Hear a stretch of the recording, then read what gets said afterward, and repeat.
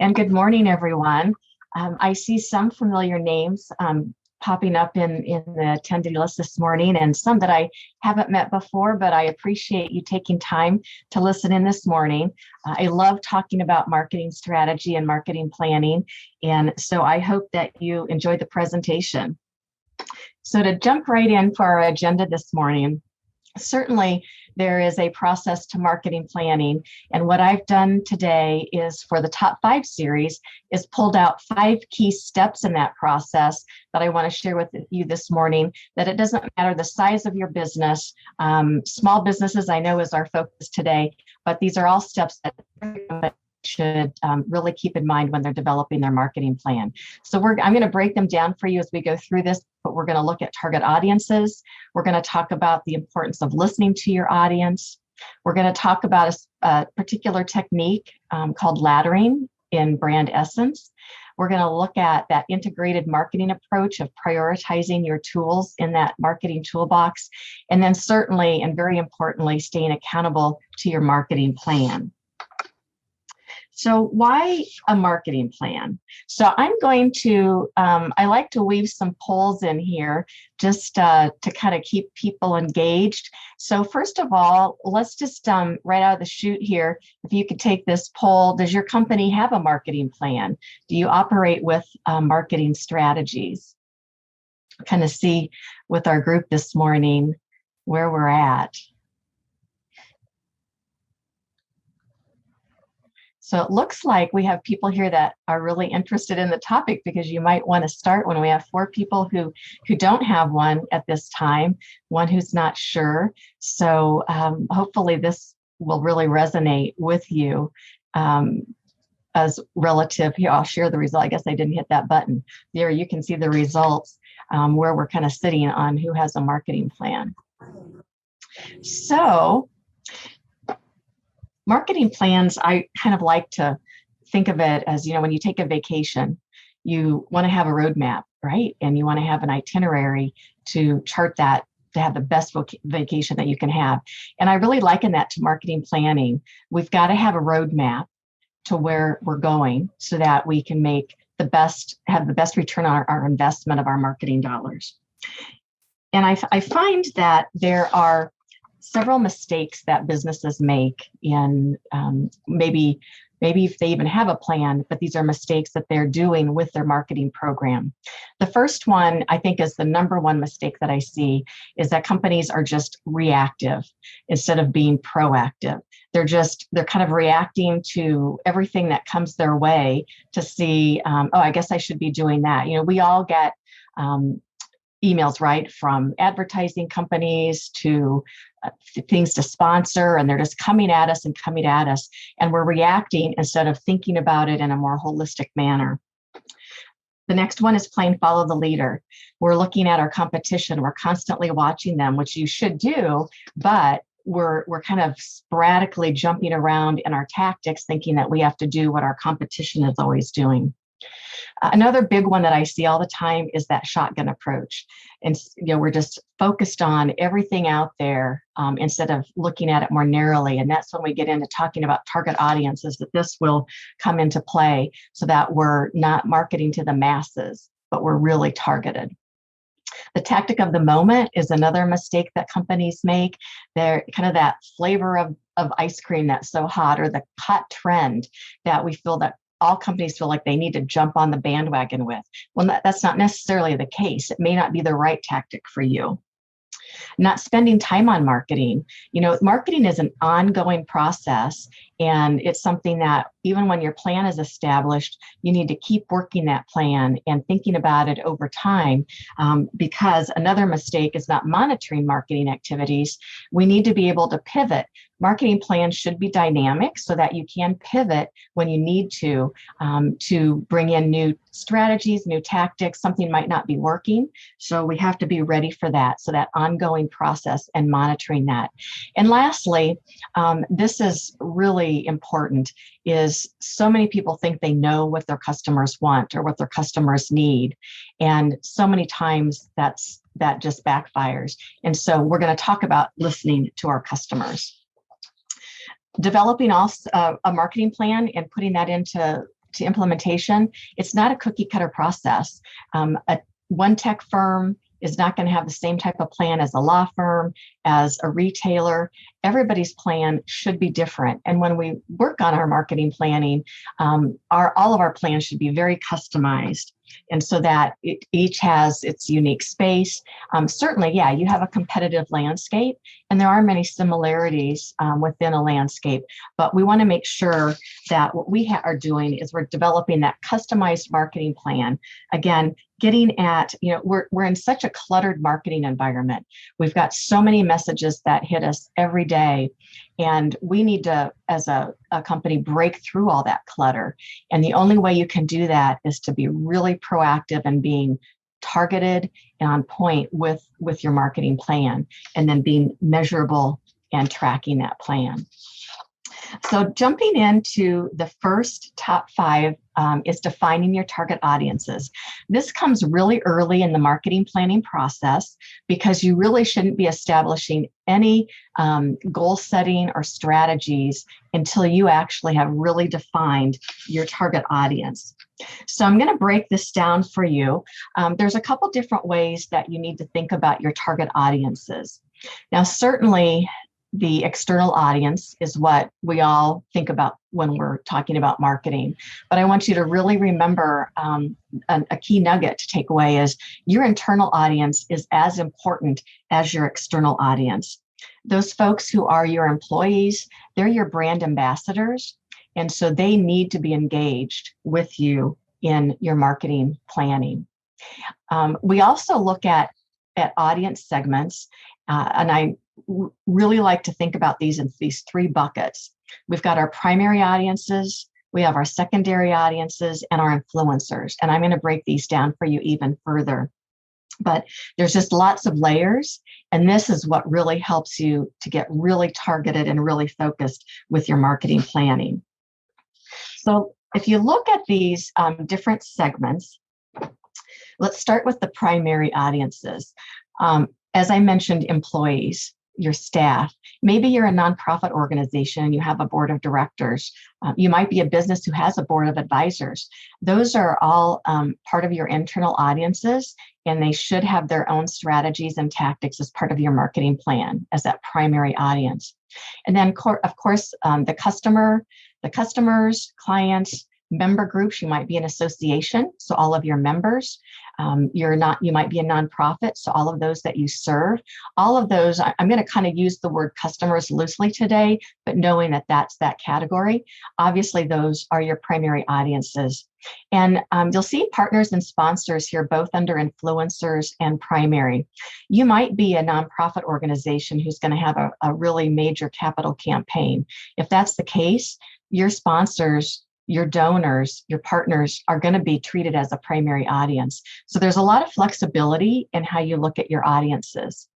The secondary category are other customer groups, and you'll see this here in a minute, that maybe as we segment our audiences and we segment our customers, maybe there are some segments that don't need as much attention right now. We're going to focus on some others. So I'll highlight that again in a minute. But under influencers, we also never forget about the media. They're a great way to help spread your message. And the key to think about with influencers, that's what they are. These are groups, these are companies, these are individuals who can help influence your brand. They're there to help you spread your message. So that's kind of the definition of that influencer. So again, they might be partners with you. They might be other trade organizations. They might be government agencies. So I want to break this down even further. And I know a lot of times, when I listen to speakers, sometimes they get really caught up in B2C. Sometimes they don't talk enough about B2B. And so hopefully today, the examples I use, I'm going to show both so that whatever the type of company that you're at, know that these techniques work for either. So I want to break this down for you and talk specifically about this first example. Let's say we're small to medium-sized manufacturing company, and we're a B2B company. So you can see here the primary, secondary, and influencer categories. So under primary, my employees, my board of advisors, of course, my customers, and I want to break out my prospects because I might have different tactics for those prospects. My secondary category in this example might be my past customers. Maybe they've left us, but we know that we might get them back. Some we might not, but they may not be our key focus right now because of our time, our capacity, our budget. But we don't want to lose sight of those past customers who we might be able to bring back in the fold again. And influencers for this manufacturer, maybe they're in the automotive industry, and so some of those industry partners that might be that they're tied into, those trade organizations, the related government agencies such as OSHA, the Department of Commerce, all of those might be key influencers for this manufacturing company. So now let's think about it from more of a B2C standpoint. This is an example using a county conservation organization. I've had the opportunity to work with a couple different ones, and it's a really unique way to look at target audiences, and I thought was a really good example that will really hone in on this. Again, primary employees, your board and committees. Now, this is an example where we're breaking out those customers, so to speak, by very much more specifics. So individuals and families. We're even taking it to the detail of educators and students. This is a situation where they do fundraising and they need to have donors. They're going to be a primary audience. And again, those partners and sponsors. So in the secondary column, we have the citizens of the county. Obviously, county conservation has programming for anybody, right? And so the county citizens, that mass audience, is going to get some play off of, even though the strategies and tactics that we might focus on primarily. In the influencers, again, those related organizations or trade groups, environmental groups that all have kind of a connection to conservation. But what I want to show you is this even at a deeper level, and this is where we really get into that deep layer of segmentation. So we talked about primary audiences being individuals and families.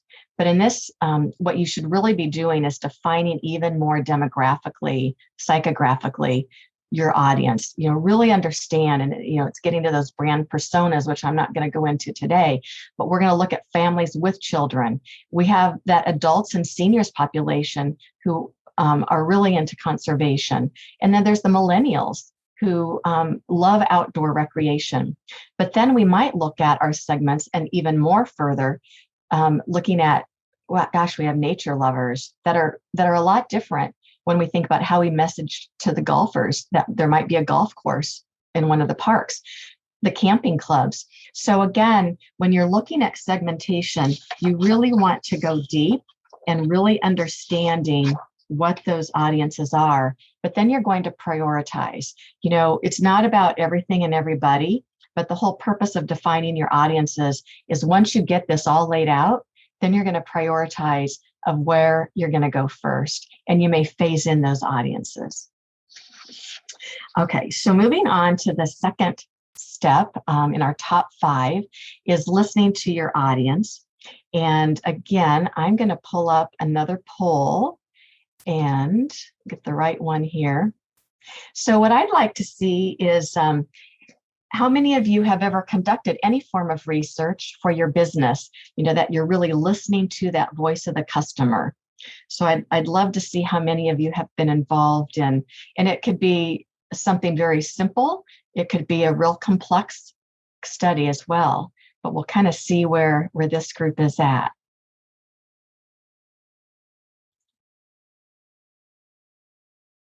So it looks like, and I think some folks are sitting back and that's okay too. We've got about 5 people who responded. So this is great to see. 4 people have done some kind of listening to customers, 1 that hasn't yet. So let me close this down. Get back here, my cursor in the right spot. So I want to give a fun example that talks about not only listening to your customers, but listening very effectively. So there is a major case study, a major research fail. This is back in 1985. So put into chat for me what you think, which company or which product do you think I'm talking about here? Does anybody have any recollection about what this major study was that we were talking about, that I'm going to talk about? So I see Coke, new Coke. Any other ideas, thoughts? Well, you're on the right. You're definitely right. So Ronnie and Meg, definitely, it was Coca-Cola in their study for new Coke. And I'm going to talk about when we get into brand essence, what really went down on this study and why and how it ties into your branding. But this is a piece that even it goes to show you these large companies who you think, they're doing a ton of research, but you think, wow, how could they make such a big mistake? And so it really goes to show not only do you need to listen, but you'll see in a little bit here of why they didn't listen effectively. So for those of you who may not be as in the know about what research really is, I'm going to just real quickly talk about the differences. So we've got qualitative and quantitative research. Qualitative is all about the why. We're going to get really into why people think the way they do. Quantitative is those key questions about what people think. Qualitative, we're going to dive deep. We're going to get into attitudes, perceptions, beliefs. Quantitative, the statistics behind it, the validity to make those decisions. Qualitative, small sample. Quantitative, large sample for that validity. It'd be remiss if I didn't mention really fast small data versus big data. I mean, we're inundated with, we all read big data, right? It's just thrust at us. So many articles are written about big data. How do we use the big data? And I think the big thing is not to get overwhelmed with that, because what we're seeing a resurgence in qualitative data because people don't know what to do with all of this information. So the key is just to think about, how do you break that big data into small chunks and be able to use that? So I just kind of threw this in here real quick. I think there's too much of folks being overwhelmed with how to use it all, and you don't need to be, because small data is as important as big data, and you can look at it different ways. I'm not going to go into all of this today, but this just gives you a quick bird's eye view of the qualitative and versus quantitative research. Certainly, there are different things that you can do immediately. Quantitative is more expensive, obviously, when you get to phone interviews, mail interviews. But when you start, we're doing a lot of online research that is much more cost effective. On the qualitative side, technology has, just like the internet kind of turned marketing on its head, and then social media, technology has really turned research on its head as well. And now there are so many digital tools for research that make things a lot easier. So these are a lot of different ways of how you can listen to your customer. And certainly the different types of studies that you can do. Anywhere from brand awareness and brand loyalty to communications, usability, segmentation. Don't forget employee satisfaction. Those are so important. But what I want to really focus on today is how you can start listening to your customers better every day. This is an example of a question that we might use, whether in a focus group, might be even in a survey. But let's say I want to better understand how people think about parks. Why do they go to parks? So I might ask the question, what do you like about the parks in your area?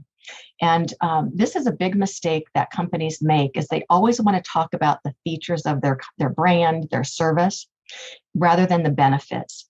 So this is an example of getting at the features, right? If somebody asked me this question, I might say, well, I'm about convenience, so I like that park that's close to my house. Or I might have some children with disabilities, and so I might need accessible equipment. Those are all features of your product or service. And part of marketing planning is getting at helping to tell that story and that message platform that you have. So what I want to do is I want to dig deeper, and I want to understand what people really are thinking about why they like parks. So this is an actual a question from a study that I did, and we were in a focus group, and I wanted to understand, I asked them the question, I want you to tell me, what is your most favorite park memory that you've ever had? It doesn't matter what age you were, where it was at. And we started going around the room, and they started talking about those memories of being at a park. And when you look at these buckets that I have here on the screen right now, I would never have gotten to these buckets of information if I hadn't have really turned this into more of a story gathering process. And that's what I really want you to think about when you're looking at messaging and building your plan, is how do I get to this point about the excitement of a first with my children at the park? You don't think about that when you ask the question, what do you like about going to the park? You know, that the whole thing about carrying on traditions, people that their families have family reunions in parks. So all of that, just really keep in mind that how do you get at these questions when you talk to your customers to get at these points of information? So what can you do today? You might not be skilled as a researcher, but that doesn't matter. It's important that you're still doing these activities. You can do an in-person group. Would it be better to have a facilitator that helps guide them through the discussion? Sure. That doesn't mean if you don't have the budget to do that, you should be bringing people in and talking to them. You might be able to do one-on-ones. That's something that all companies should do now, is talking individually. You might do some usability testing. With this kind of testing, you don't have to do a lot because the patterns emerge. So you want to, maybe it's about having some friends sit down at your website and say, go through this and tell me where it's not working. What's the challenges with that? Mystery shopping, go out and check your competition. Social media listening, and certainly online surveys are things that you can be doing today. These other examples might take more budget, larger budget, more people to help you do that. But some other things, listening to your customer, set up Google alerts on your company, your name, to help you monitor what's being said out there. SurveyMonkey, there's a lot of research or survey tools out there. SurveyMonkey is the best one. It's the most robust. They are constantly improving that tool. From when I started using it to today, it's amazing what you can do with this tool. You can even get a free account up to 10 questions before you have to start paying for a plan. So use that tool to ask your questions of your customers. From a B2B standpoint, I tell my clients that are B2B, you should always be asking your customers at the end of a project, at the end of a service or a product acquisition. It can be a 1 or 2 question, but ask them and get feedback. Select annually 10 of your best customers to talk with them and engage them in a phone call. If you lose a customer, you should leverage that opportunity to find out what happened. And lastly, from a digital standpoint, you should monitor your competitors are online and use social media in doing so. And there's lots of ways to engage people with contests and drawings to make it really fun. When we talk about social media listening, this is something that I think, most companies are doing social media. What I don't think they're doing is listening to that social media. And this is something I just read the other day. I thought it was a great example to share. This was out of the Consumer Products Guide Specialist magazine. And Kraft Heinz, again, does a lot of research. And they were listening to their social media. And this product with these special little cartons that you see here in this graphic, they weren't doing that size of packaging, but they were listening to social media. And this is something, and actually the chief growth officer who was interviewed in this survey or in this article talked about how it was a target they hadn't penetrated yet, and that it was an opportunity that they are seeing help drive growth in their brand. So even from social media listening, now certainly big company, resources to do that, right? But I wanted to make the example of how it can be done. If you do a survey and you want to do a small survey, just know that the most important question that you can ever ask your customers, past customers, is how likely is it will you recommend this company, our product? It's called the Net Promoter Score, but you don't have to worry about the technicality so much, but that likelihood to recommend is a critical question. And it should always be followed with that open-ended question. Why did you give it this score? Why do you like our brand, our company? Why would you not recommend? And you can see then the equation here that's used in getting to that score, and you want a high score. Okay, so top 5, the number 3rd is creating a brand essence. And I'm going to bring in I have another poll here, the last poll, and pull it up here, poll 3. So I want to know what you think the definition of branding is. So take a minute to kind of tell me what you think the definition is. So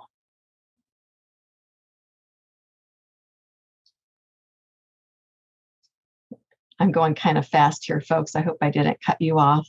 But it looks like, so we had 8 people. I should share my results. Sorry, I keep forgetting to do that. 8 people who said all of these. 1 person said customer experience. And I'm glad to see that nobody picked the logo. That's a lot of times when people say, what is your brand? That's the first thing people will say is, well, it's my logo, it's my tagline. And that's not the right answer. But so let me stop sharing these results. Get this out of the way here.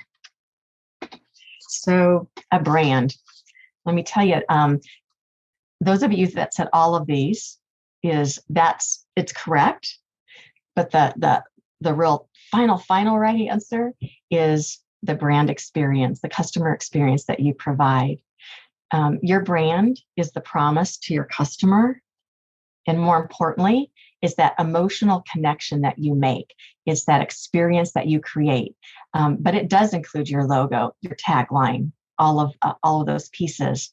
But the ultimate definition is brand is how am I creating that experience for my customers, and that's my brand. So I want to come back to Coke, and I want to tell you about this example because I think it's a case study that Harvard used quite often. I mean, it's still being studied today. So what happened? Coke, #1 leader, but they were worried. Pepsi was gaining on them. And if you remember the Pepsi challenge, Pepsi did a blind taste test. The Pepsi sweetness was preferred 53% to 47% in that blind test. Coke got worried. So they thought we need to do our own blind product test. And they were developing this new Coke. They thought maybe we need to kind of play up here with where Pepsi's at, that sweetness. So they did their own taste test, testing original Coke against Pepsi against new Coke. And what happened was the new Coke was favored over the original Coke. So Coke decided, oh my gosh, we need to change our formula and we need to move to new Coke. But what they didn't take into consideration, because if you remember back to that time, was a huge backlash against Coke. People did not want to see the original Coke go away. What they didn't take into account, they didn't ask the right questions.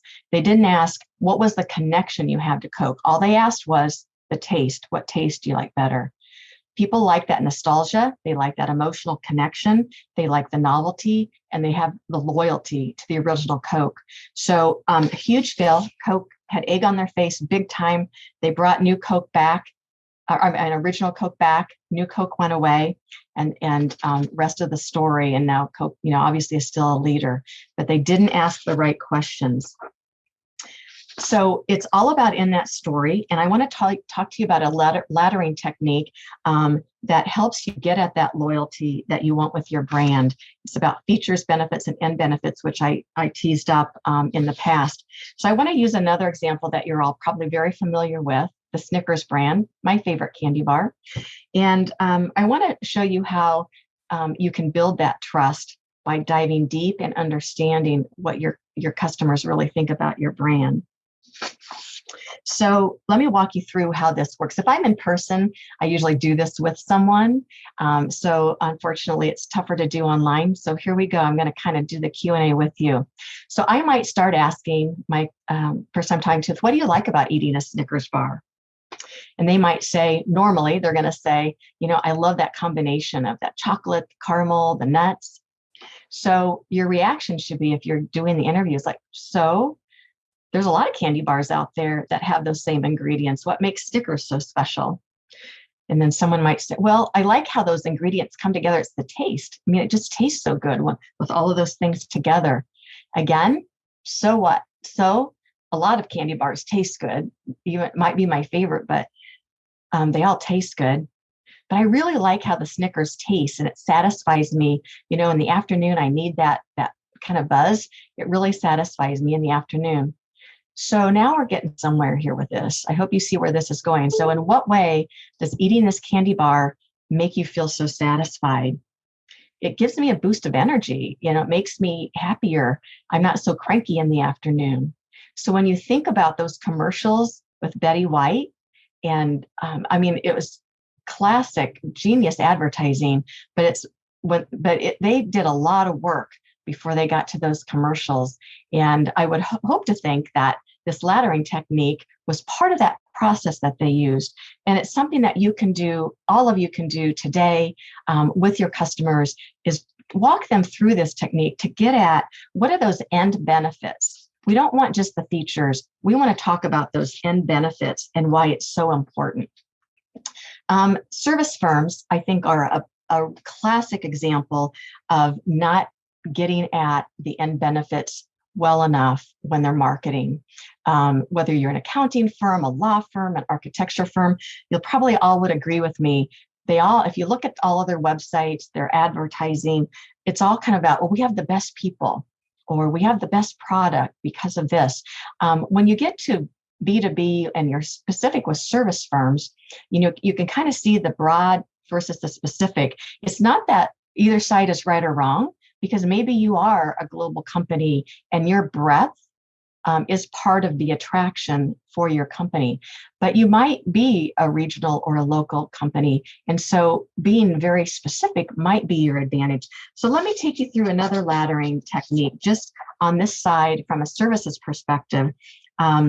So let's take a service firm like a law firm. And I might say to you, why do you use this law firm? Well, they're respected and they have really good lawyers. Well, okay, so there's a lot of law firms in town and they all have really good lawyers. What makes them so respected? Well, the firm I work with, they really have a long history of doing work in my industry. Okay, so my industry is a key there. Well, why is that so important to you? It means that they understand my industry. They know the nuances of the law specific to my industry. So that, again, is another example of how you can get to those end benefits. And that's what you want to start to build your messaging platform, which then leads into your strategies for your marketing plan. Again, it's all about building that story to help guide your plan. Okay, step 4 or top 4 of 5 is now let's get more into the specifics about the tools in your toolbox. Again, this is where I think when I work with clients, kind of a big question always is, well, there's so many choices. I don't know what I should do. Just tell me what I should do. Well, it's not that easy, because if remember, we have audiences that we're starting to segment. So first of all, let's kind of look at that marketing toolbox. And the thing to think about here is it should always be an integrated approach. There are many tools in the toolbox, and we're going to pick and choose what makes the most sense for our business, for our company, for our products. And it's probably not going to be just one of these tools, because usually, if you think about it, if the 13 of us that are on the call this morning, if we were to say, how do you like to get your information? We're all going to have slightly a different answer. And so we need to keep that in mind as well. So when you look at these tools, obviously listening to your customer is a tool in your toolbox. Branding, we've talked about how we build that brand. Customer service, employees, an internal audience that you need to keep in mind, and how do they serve the customers, sales promotion, all of the materials, the flyers, all of those things that help you when you're making those sales calls, public relations, working with the media, doing events, which is an extension of PR, all kinds of community events. It might be direct marketing, direct mail. A lot of people think direct mail is going by the buy side, but it is not. It's still an extremely effective tool. And is it more costly? It can be, but it's also can be very effective for the right audiences. Advertising, again, more costly. Some of these things down at the bottom are where you start to get into more cost, but it might be the right tool for you. Digital marketing, It's here to stay. Internet, email marketing, SEO, social media, all the different dynamics for there. And don't forget personal marketing. It aligns with your employees, but not should, or a company should have its own marketing plan, but every individual that works in the company should have some role to play in marketing, and they need to understand how that role aligns with the company's role. So obviously there are considerations to make when you're looking at that marketing toolbox. We will talk about the target audiences here in a minute again, but that's very important, is who am I targeting? Who do I want to really talk to? What is my budget? This is critical. We do have budgets to work within, and especially for small businesses, we need to take that into account and be able to stretch our marketing budget as far as it can go. We need to strategize and prioritize those strategies so that we can leverage that budget, again, phase things in. And our staff capacity, do we have the staff to do what we need to do? And then what do we need to outsource? A lot of times when I'm building plans, sky is the limit. And we're putting everything down on paper. What are all the opportunities and the options? And then we come back and we start prioritizing and phasing in, because there might be several ideas that we know we need to do, but we can't do them yet because of budget, because of capacity. Probably, I'm not going to spend a lot of time on this, but another key question that I get a lot is, how much should I spend on marketing? There are a lot of kind of rules of thumb, but the long-standing rule is about 5% of revenue. However, it kind of depends on the stage of your business too. If you're in an emerging business, a smaller business, it might be less than 5%. It might be 2%. I mean, when you think about, let's say your revenues, let's say you're a young business and you've got $200,000 in revenues, which is great for the first few years. Well, 5% of that is $10,000. Do you have the opportunity to give $10,000 all to marketing?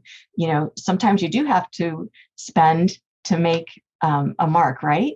And so that might be feasible, but you do have to keep in mind that as well. The Small Business Administration, if you go on their website, they use 7 to 8% of your gross revenue. And this is the Small Business Administration. And that's if you're doing less than 5 million a year in sales. That might be high for some businesses. That's why that 5% is right in there in the middle. It's going to differ by industry, and it's going to also might differ by year too. You're going to have some big projects where you might be a new website upgrade might be coming. Maybe you in 2 years, you want to launch into some advertising. So it might look different, but I wanted to just touch on that because it's a key question I get when you're building that plan. So what I want to do is I want to bring back these two examples. So if you recall the manufacturing company that we talked about, and I showed you the slide before of how we're looking at primary, secondary, and influencer audiences. What I want to do is show you how we might prioritize in our plan, say for year one. And this isn't a right or wrong tactics that I have here. These are just ideas just to show this example of what one company might do. So for customers, obviously, primary audience, I got to focus on them.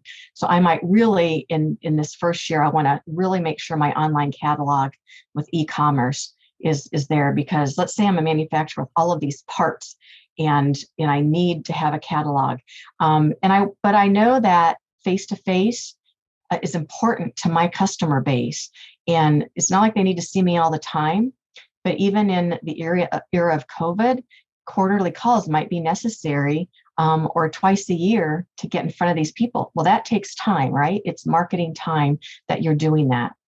My prospects, I might feel like in my industry, I've got to be at those key trade shows. So I'm going to really focus on those for my prospects. And I might do some direct mail with a drip campaign and do some sales follow-up. Maybe I'm in an industry of manufacturing that there's some really leading edge stuff and I want to be a thought leader. So the media, I'm going to really focus on them this year. And then e-newsletters are really important. And my past customers, because I know that they're not I have the type of product that they're not going to buy all the time. I don't want them to go away altogether. So I want to keep them on my radar with that periodic communication. Maybe I do need to do an exit interview. So this is how you're really getting at segmenting, and you're honing in on what do I need to do. When I look at this, I've used about 5 different tools in the toolbox. I've used sales promotion, I've used digital, I've used events, direct marketing, and media relations. I've taken 5 tools, but I've not kind of overwhelmed myself because I think this is manageable to do. Let's go back to the county conservation example. Again, you saw this slide. What I want to do is I want to really hone in on families and that extension to the public. And I want to make sure that my online calendar is the best it can be. And I've got a fundraising campaign coming up for a new park facility. So I want to do some billboards. By a little tip, billboards are awesome. Consider billboards if it's the right tool for you. Print and radio. Educators and students, I want to make sure I'm making connections with students who can influence the parents. Those field trips are creating memories for these kids and the teachers. I might do cross promotions. Donors, I might need that really signature event that's going to get a lot of publicity, a lot of blitz, and really, market the heck out of that thing. A buy a brick campaign, maybe the media. Obviously, I should always be doing press releases on my events, the programming that I'm doing. Seasonal, it might be seasonal. But so you can see again, prioritization, segmentation, and really targeting, and really being careful of who you're targeting to. Okay, it looks like I'm doing pretty good on time here because if there are any questions. So number 5 in the top 5 is staying accountable. This is where a lot of companies, they build this great marketing plan, and then remember earlier on I said some key mistakes are they don't keep monitoring the plan. They don't keep tracking the plan. They kind of just say, okay, I know what my plan is, but then they don't keep working it or remember to work it. So it's important that you stay accountable to that plan. I find Excel to be a wonderful tool to help me monitor the plan. I don't really need, certainly if I have a lot of departments and I'm a really big company, I might want some project management software to do that. If I'm a small business, and it's me tracking this plan, I want to keep it easy. And Excel is a wonderful tool. And a lot of times what I help people do is we build this tool once our plan is done. And these are the key tracking mechanisms at the top. It's, this is my audience column. And for each audience, what are my strategies that I'm listing and those tactics? But here's where we get into accountability. Who's responsible? Is it internal? Have I outsourced? Who internally is responsible to champion this particular strategy? What's my timeline? What's my due dates? What are the key action steps that are going to be taken? What are my metrics for this very specific strategy? So then when I have my ongoing meetings for my marketing plan, whether it's monthly, whether it's, every other week, you're working this plan, and it's a tool that everybody lives by, kind of like your Bible. So are you assigning those champions? Do you have a call to action for each activity? That's what's really important. People say, well, I'm not going to do advertising because I can't measure it. Well, that's true. It is hard to measure advertising, but if you have a really good call to action, you can. You need to identify those due dates, your timelines, meeting regularly, monitoring the plan. And then annually, you want to look at the plan and you want to update the plan. It's important that you're pivoting if you need to be. What worked well this past year? Maybe there's something that didn't work so great and we need to move to some different strategies. When we talk about metrics, there's so many different metrics that I think people forget about, but it's important that you do invest time in understanding the metrics and using the metrics. Now, certainly digital, the easy one, right? That's what's so great about digital marketing is it really allowed us to look at, how many people are coming to our website, what are we doing with social media? How many impressions are we making? And that tells us a lot about what we're doing well with those digital tools. Obviously events, trade shows, easy to measure, to track numbers. Direct marketing with direct mail, that really good call to action. How are we doing with those sales tools and such? Advertising, the same thing as I mentioned. If you have a really robust sales team, it might not be big, but small but mighty, or fundraising analytics. Your media placement impressions. The one thing I think that people forget to do and to tell management about is when they are getting media impressions, it's one thing to say, oh yeah, we sent out 4 press releases, but you need to understand what's the circulation rate for that newspaper, or what's the viewership for this TV station. If maybe you've got a mention for your event, that's the numbers that you need to show your superiors about. The media is important, and here's the impressions that we got from that. Voice of the customer, the research you're doing, learning from those analytics, and then the number and the quality of the partners that you work with, those influencers. What is their reach? Don't forget that they may have a newsletter that they're helping spread your message. Those are metrics that you should be including in your marketing plan to help show back up to management the success of that. So that is the top 5 that I wanted to share with you today that I find are kind of hiccups when people are doing planning. And I also, if you have questions, please type them in.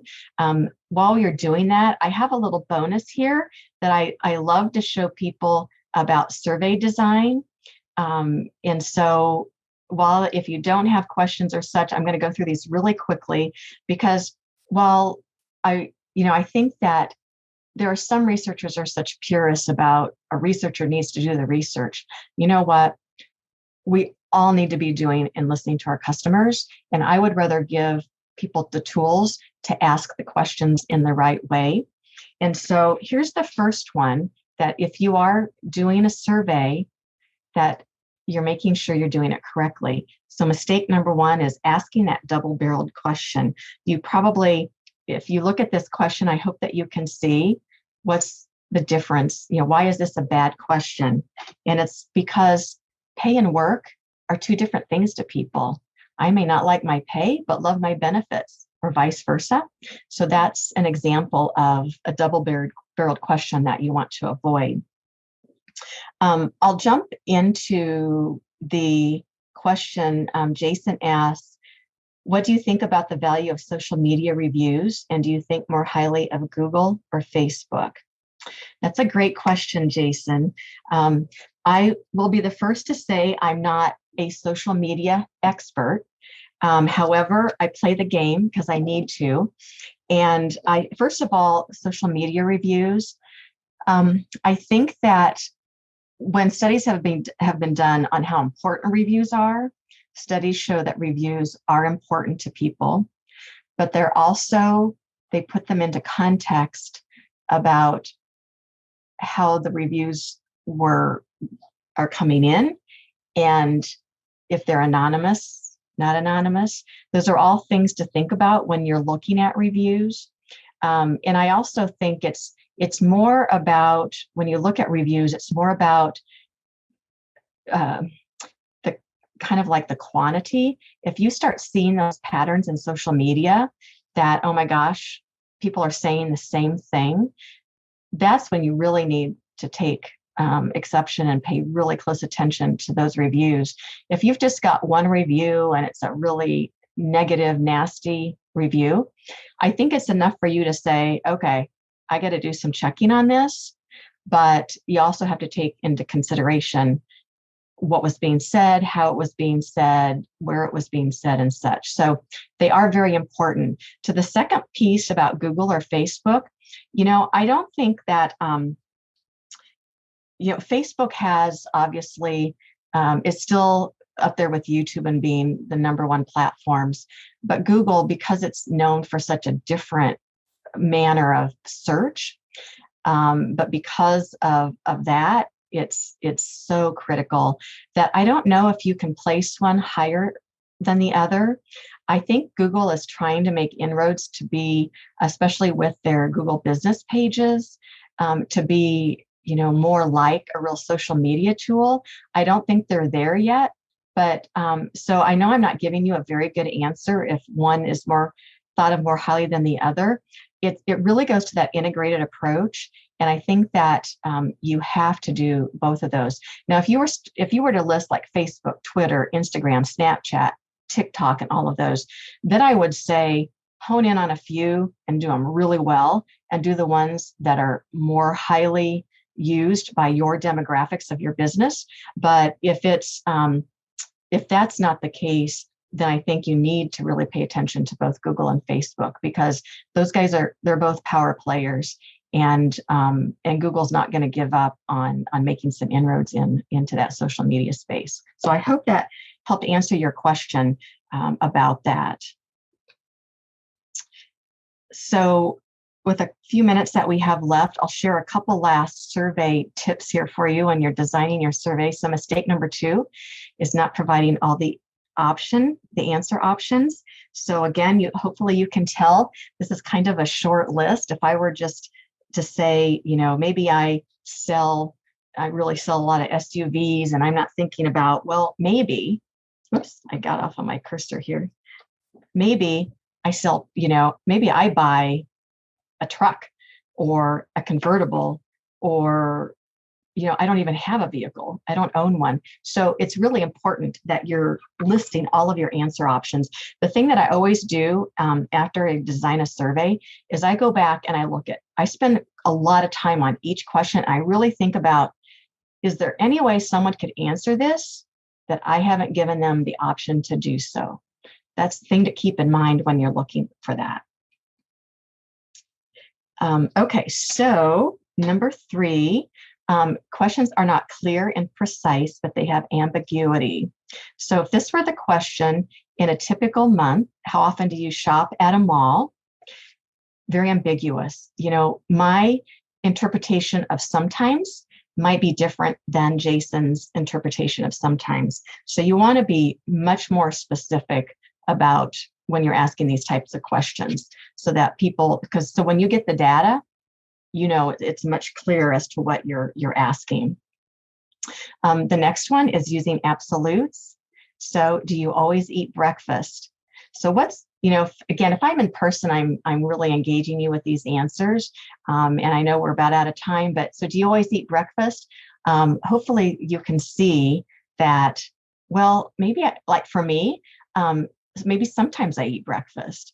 And so the better answer is, how many days a week do you usually eat breakfast? And again, being very specific about that question. Because if I sometimes do, I can't answer that first one. And that's when people get out of surveys. If they can't answer a question, then they log out completely. All right, and last one, whoops. Oh, that was the last one, sorry. So that's what I have for you today. I hope that I've touched on lots of things that give you pause and some ideas that you can actually go and use today in building your marketing plan.